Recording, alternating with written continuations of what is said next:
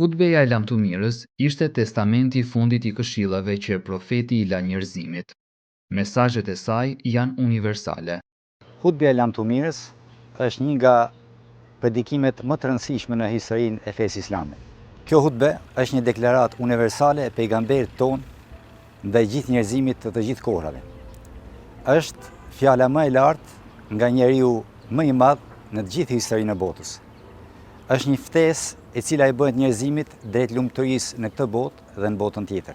Është një komunikim i profetit të Zotit Xheleshanuhu me gjithë njerëzimin mbar, me gjithë popujt, gjithë racat, kulturat dhe besimet e ndryshme. Është një paralajmërim dhe një përgëzim për ata të cilët e ndjekin të vërtetën edhe rrugën e drejtë. Kjo hutbe e Muhamedit alayhis salam është padyshim një amanet që profeti ja ka lënë njerëzve, ja u ka lënë individëve, jo vetëm atyre që janë musliman, por gjithë njerëzimit, gjithë individëve që përbëjnë shoqëritë njerëzore. Sigurisht është një aset i vyer i cili nuk e ka vetëm frymën rregullatore, por ka edhe frymën hynore. Në këtë kontekst ajo është një gjë shumë e vyer, e cila për 1400 vite është mes njerëzve, ju shërben njerëzve dhe është aktuale edhe në ditët e sotme. Hutbeja e lamtumirës në historinë islame ka një vend shumë të gjerë dhe shumë të madh në jetën e çdo besimtari. Po ta shikosh me vëmendje, është sikur përmbledh të gjithë jetën e një njeriu që duhet ta jetojë që nga lindja deri në vdekje.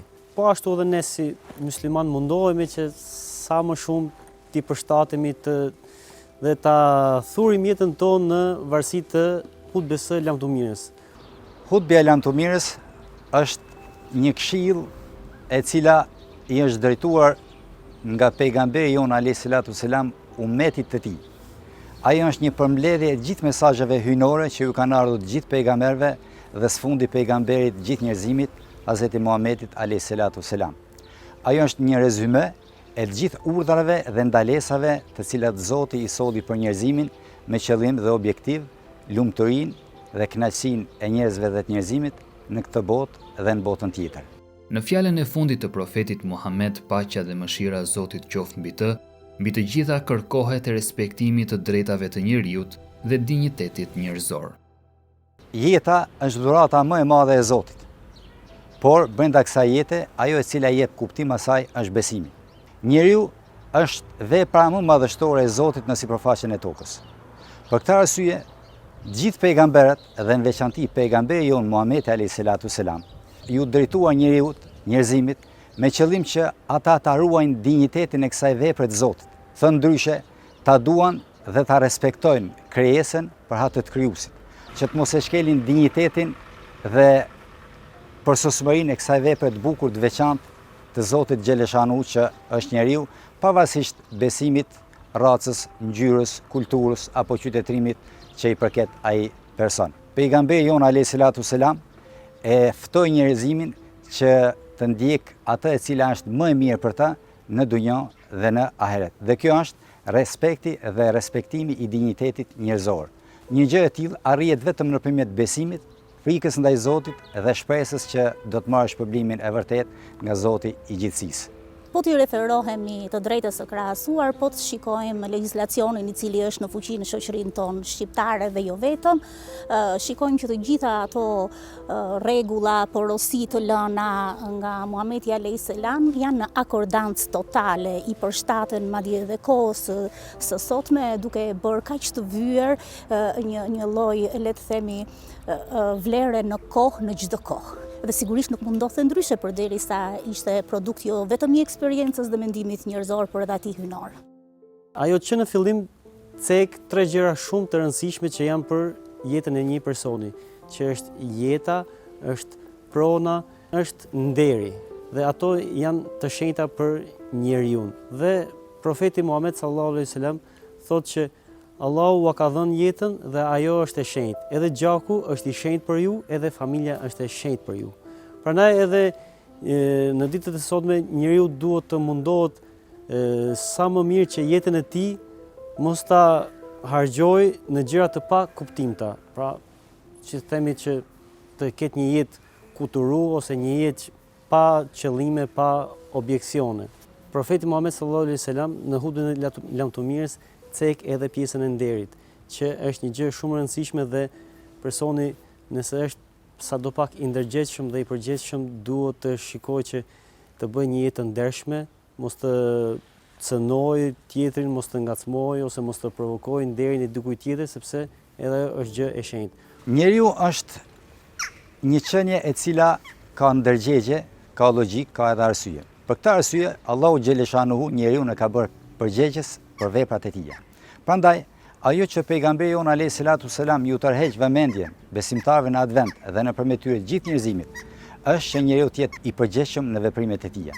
Të jetë i drejtë dhe të bëjë empati ndaj personave të cilët janë ndryshe nga ai. Pejgamberi jon alayhis salatu selam kërkon nga ne që ne të jemi drejt edhe në ato raste kur drejtësia është në anën e kundërt me ne. Për këtë arsye, i fton besimtarët që gjithmonë në çdo situatë të jenë njerëz besnik, ta ruajnë amanetin dhe të jenë korrekt në marrëdhëniet me të tjerët. Në çdo vepër tyre, në fjalë, në veprime, në shitblerje, në marrëdhëniet sociale, tregtare e tjera që kanë ata me njëri tjetrin. Profeti Muhammed, paqja dhe mëshira e Zotit qoftë mbi të, foli gjithashtu për respektimin e vetes dhe të tjerëve, duke te kaluar dallimet, pasi përpara Zotit të gjithë janë të barabartë. Sigurisht që të gjitha thënjet e tij, të gjitha porositë e tij janë të rëndësishme, por këtu fillon më e rëndësishmja për faktin se thot së pari, thot respektoni veten dhe respektoni të tjerat.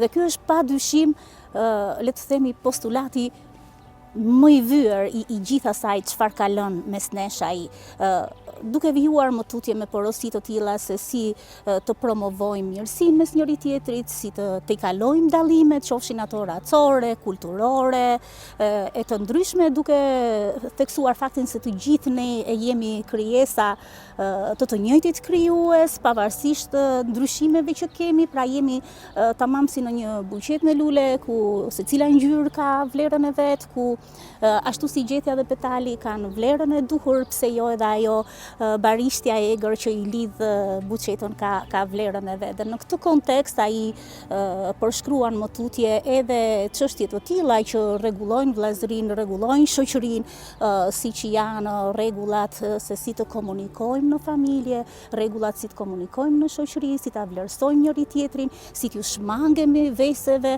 dhe madje e thot shumë bukur kur thot që eksperienca njerëzore ka treguar që duhen lënë mënjanë ato zakone të këqija, të cilat nuk i kanë sjell dobi njerëzimit deri në ditët e sotme, dhe duhet të përqafoni pikërisht ato çfarë ai lën në këtë hutbe. Dhe s'ka se si të ndodhë ndryshe, por post thot ai se janë porositë e vetë krijuesit ton. Në këtë kontekst ai merret me marrëdhëniet familjare, merret edhe me marrëdhëniet mes burrit edhe gruas, merret me marrëdhëniet mes farefisnis, merret me marrëdhënie pse jo edhe në fushën në treg, në biznes, në çështjet e kontratave që duhen lidhur, flet për gjakmarrjen duke filluar që me shembullin e vet personal kur thot se ne duhet ta lëmë mënjan gjakmarrjen dhe un po e filloj me gjakun e xhaxhait, apo kur flet për çështjen e borxheve, kur thot se nuk duhet të rënduar me fajde dhe me kamata vonese, kështu gjëra, me shtrëngime për të paguar borxhin, po aq sa flet edhe për mundësi që ju duhen dhënë njerëzve në situata të vështira. Është me të vërtet një përputhshmëri kaq e saktë edhe me bazën ligjore në cilën operon shoqëria në kohët e sotme moderne. Në këtë këndvështrim si mund mos jetë kaq i vyshëm, një aset kaq i vyshëm për gjithë njerëzimin dhe jo vetëm për shoqëritë islame. Një temë tjetër shumë e rëndësishme që profeti Muhammed sallallahu alaihi wasallam na këshillon në hutbën e lamtomirës është pjesa e borxhit edhe kamatës. Që në krye të herës ai e cek që fajja dhe kamata është ndaluar në mënyrë kategorike.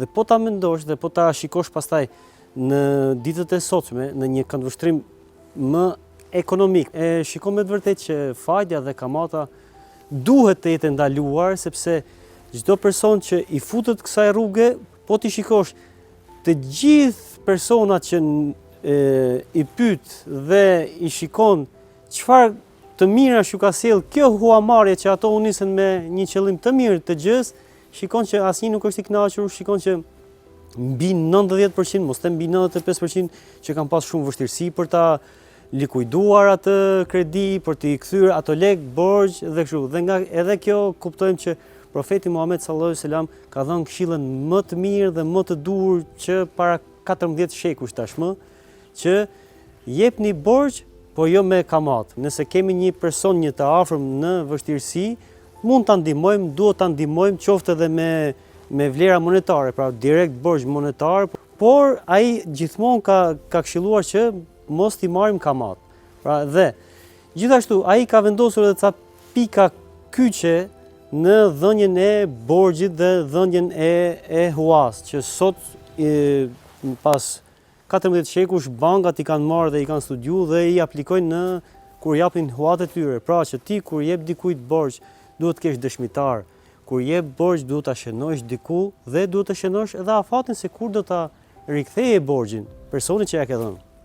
Dhe pastaj këshilla tjetër që jep në lidhje me këtë borxhin është që nëse vllai ose komshiu ose dikush tjetër është ngushtë, nuk ka mundësi për ta shlyer borxhin në datën që të ka premtuar, është e mirë që ne t'ja shtyjmë datën, sepse ajo është më mirë.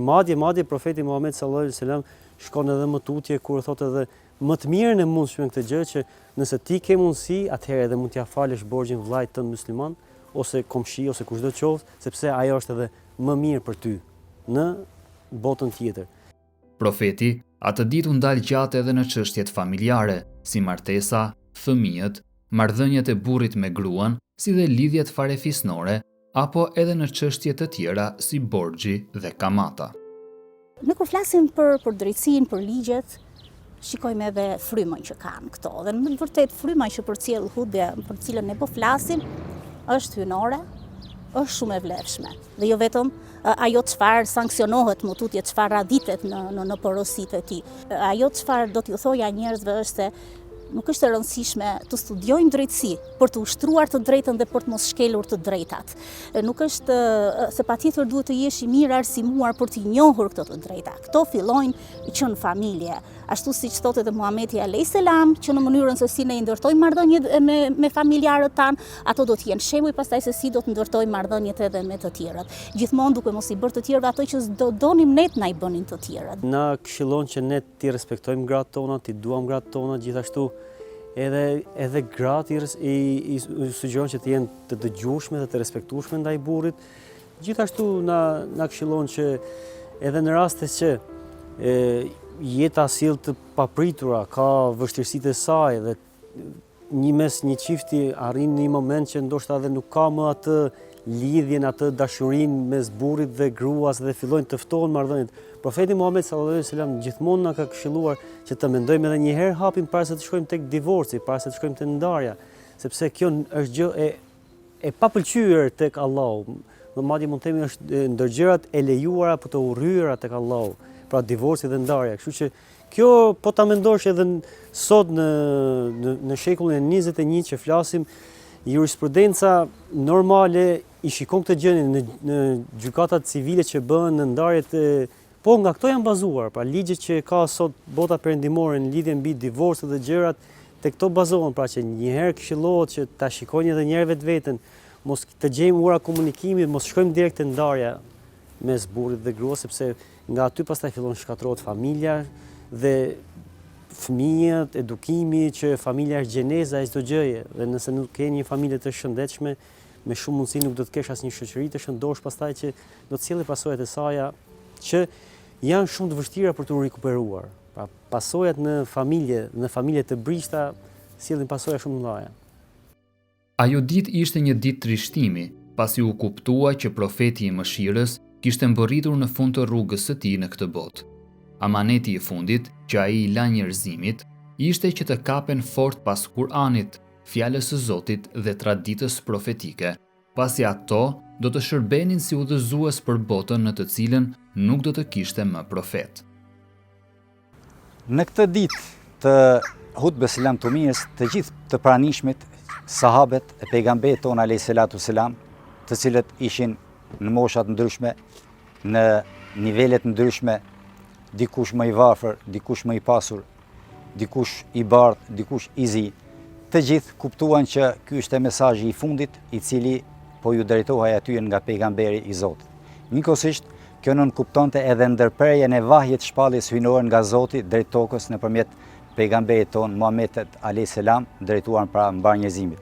Sigurisht që ishte një ditë e vështirë dhe ishte një ditë e rëndë për të gjithë sahabët, cilët ata e kuptuan që tani më kishte ardhur koha e ndarjes pejgamberit ton alayhis salam nga mesi i tyre, nga gjiri i tyre. Një ndarje e cila ishte jashtëzakonisht e dhimbshme, sepse gjithë sahabët kishin një dashuri të veçantë dhe një dobësi të habitshme ndaj pejgamberit ton alayhis salam, aq sa nuk mund ta imagjinonin dot qëndrimin larg tij, qoftë edhe një ditë, jo më të qëndrojnë larg tij deri në ditën ku do ta takojnë ata inshallah në xhenetet e larta.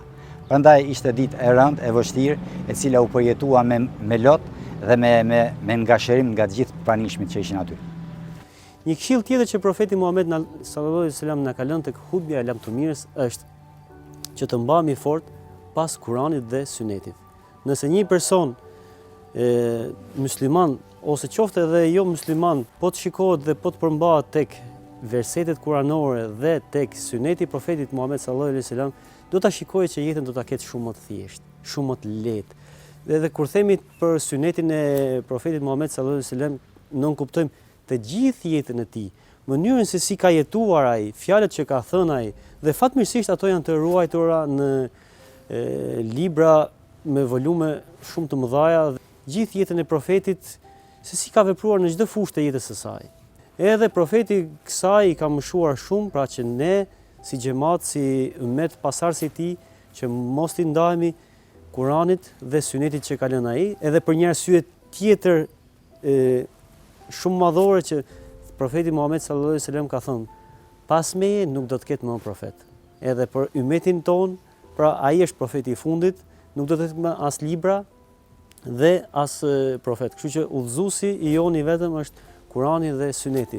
Sa më fort që të imami, sa më fort që të kapemi për të, shpresojmë dhe inshallah Allahu na mundson që të arrijmë kënaqësinë e Zotit, kënaqësinë e Allahut, edhe të jemi në xhenetet Firdaus bashkë me profetin, me Abu Bekrin, me Omerin dhe gjithë sahabët e tjerë. Kjo hutbe ka qenë rregullatori i shoqërisë njerëzore që 1400 vjet më parë dhe vazhdon të jetë edhe sot, qoftë në shoqëritë muslimane apo edhe në ato jo muslimane, të cilat e kanë përfshirë në sistemin e tyre të drejtësisë. Këto fjalë të thëna në këtë ditë janë esenca e jetës së njerëzit, se si ne duhet ta jetojmë jetën në këtë botë.